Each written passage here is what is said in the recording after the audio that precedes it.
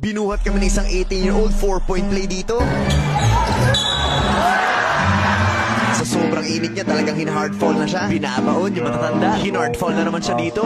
Nasikmuraan, talagang namilipit, hindi makatayo. Pero napakatapang nito, laban pa rin. Hanggang huli siya ang tumabos sa laban. Pag layup niya, yung ulo ng kalaban ay nasa bewang. Tara tayo dito sa game kung saan binuhat kami ng isang 18 years old. Walang iba nga yan kung hindi itong si Stanley. Ito inatake niya agad ang depensa. Spin move, tapos hang time, tapos counting. Next possession, ito na naman siya. Umatake na naman, out of balance yung kalaban. Tumigil sa may free throw line. Basic na may score na yun. Maya-maya naman isang foul counted sa 3-point area ang ginawa niya.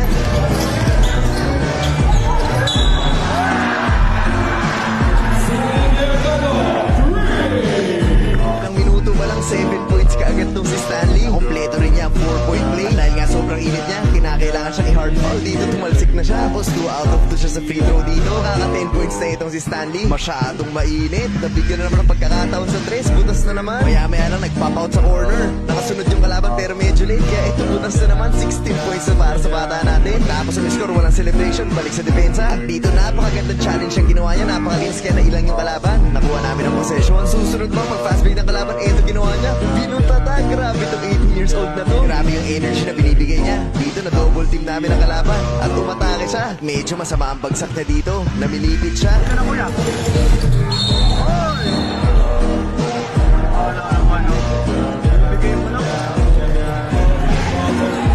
Bigay mo ng tira.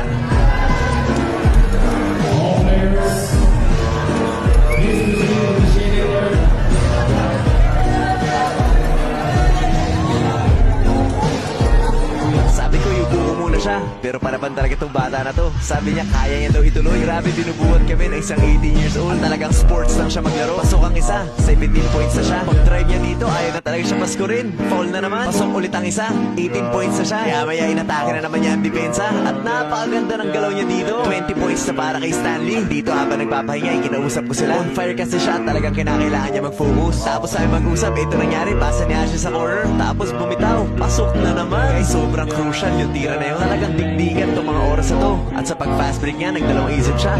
Bigla siyang umatake tapos lumipad. Yung bewang niya nasa ulo ng kalaban. Totoo lang ay pampanalong layup yun.